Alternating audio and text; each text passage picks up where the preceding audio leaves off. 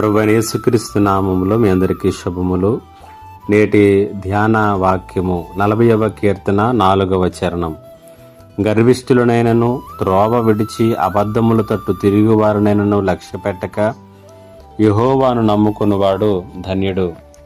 ఈ లోక జీవితంలో సర్వసాధారణంగా మనుషులు చేసేటటువంటి పని ఏంటో తెలుసా?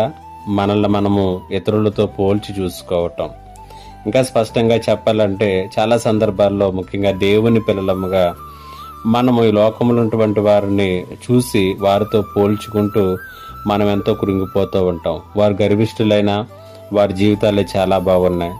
వారు దేవుని మార్గాల్లో లేకపోయినప్పటికీ కూడా వాళ్ళు ఎంతో బాగుంటూ ఉన్నారు, వారి జీవితాల్లో వారు ఆనందంగా ఉంటూ ఉన్నారు అనుకుంటూ వారితో పోల్చుకుని చాలా సందర్భాల్లో మనం నిరాశ చెందుతూ ఉంటాం. అయితే దేవుణ్ణి సంపూర్ణముగా నమ్మినటువంటి వారు ఆలోచన విధానం ఎలా ఉండాలో, వారి జీవితాన్ని ఏ కోణంలో నుండి చూడాలో కీర్తనాకారుడు 40వ కీర్తన 4వ చరణంలో చాలా స్పష్టంగా తెలియచేస్తున్నాడు.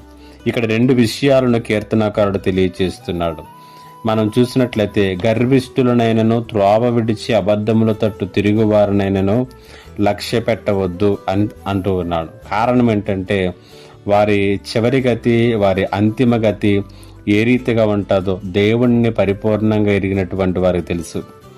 వారి యొక్క పరిస్థితి ఎలా ఉంటుందో దేవుణ్ణి పరిపూర్ణంగా తెలుసుకున్నటువంటి వారికి అవన్నీ కూడా అర్థమవుతాయి. రెండవదిగా అంటున్నాడు, యెహోవాను నమ్ముకొనివాడు ధన్యుడు అంటూ ఉన్నాడు. కాబట్టి దేవుని మీద ఆనుకోవటం, దేవుని కోణంలో నుంచి మన జీవితాలను చూసుకోవటం అనేటువంటిది చాలా ప్రాముఖ్యమైనటువంటిది.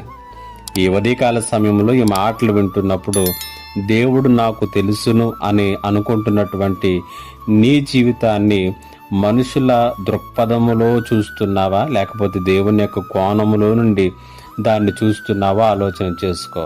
నీ జీవితాన్ని ఎల్లప్పుడూ కూడా దేవుని కోణంలో చూసినప్పుడు దానిలో నీవు ఆనందిస్తావు, దేవుణ్ణి ఆరాధించగలుగుతావు. కాబట్టి నీ జీవితాన్ని ఏ కోణంలో నుంచి చూస్తున్నావు? లోక కోణంలో చూస్తే నిరాశ, నిస్పృహ తప్ప మరేమీ కూడా ఉండదు.